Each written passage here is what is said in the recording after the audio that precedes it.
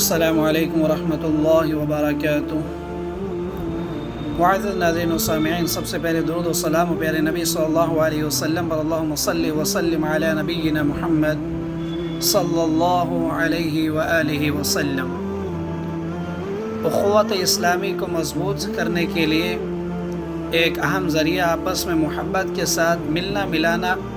اور ایک دوسرے کو دعا سلام دینا بھی ہے، جس سے دل صاف ہوتے ہیں اور محبت بڑھ کر اخوت اسلامی میں قوت کا ذریعہ بنتی ہے۔ آپ علیہ الصلاۃ والسلام کا ارشاد ہے، لا تدخلوا الجنۃ حتی تؤمنوا ولا تؤمنوا حتی تحابوا اولا ادلکم علی شیء اذا فعلتموه تحاببتم افشوا السلام بینکم۔ اللہ کے نبی علیہ الصلاۃ والسلام نے فرمایا کہ تم ہرگز جنت میں نہیں جا سکتے جب تک کہ ایمان نہ لے آؤ، اور اس وقت تک تم ایمان والے نہیں بن سکتے جب تک کہ ایک دوسرے سے محبت نہ کرو۔ پھر اللہ کے نبی علیہ الصلاۃ والسلام نے فرمایا، کیا میں تمہیں ایسی چیز نہ بتاؤں کہ اگر تم اسے بجا لاؤ تو آپس میں محبت کرنے لگو گے؟ پھر آپ صلی اللہ علیہ وسلم نے ارشاد فرمایا کہ آپس میں کثرت سے سلام پھیلاؤ۔ بہرحال قرآن کریم نے مسلمانوں کو بھائی بھائی سے قرار دیا ہے،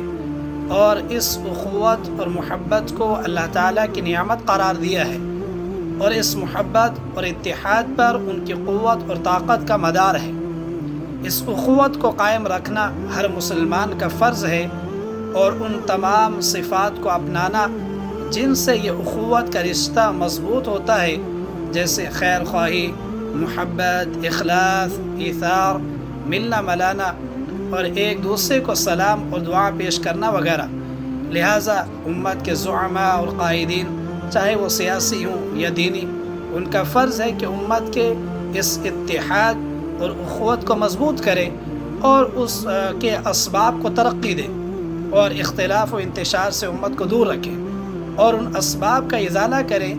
جن سے امت کے قلوب میں بعد اور نفرت اور اس کی صفوں میں انتشار پیدا ہوتا ہے۔